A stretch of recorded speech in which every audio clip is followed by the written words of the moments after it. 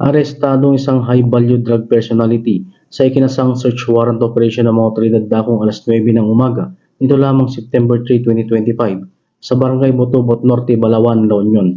Kinilala ni Police Major Jean Michael M. Algo, hepe ng Balawan Municipal Police Station, ang suspect na Elias Bato, residente ng Barangay Botobot Norte, Balawan, La Union, ay tinuturing na high-value individual sa talaan ng mga otoridad. Ayon sa isinagawang operasyon, nasamsam mula suspect ang 12 headset na sparring plastic sachet na naglalaman ng inihinalang shabu na may kabuang bigat na tinatayang 15 na gramo.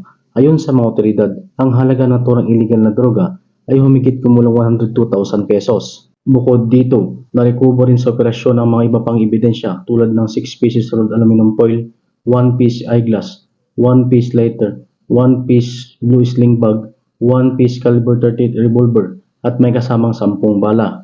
Ang lahat na nakumpiskang ebidensya ay sinalalim sa tamang dokumentasyon at inventaryo. Samantala, ang suspect ay kasalukuyan sa kustodiya ng Balawan PNP at maharap sa kasong paglabag sa Republic Act 9165 o ang Comprehensive Dangerous Drugs Act of 2002 at RA 10591 o ang Comprehensive Firearms and Ammunition Regulation Act. Mula dito sa Ilocos Region, ako po yung Police News Network Correspondent, Patrolman Dennis Carinal, alagad ng batas, tagataguyod ng Balitang Pulis.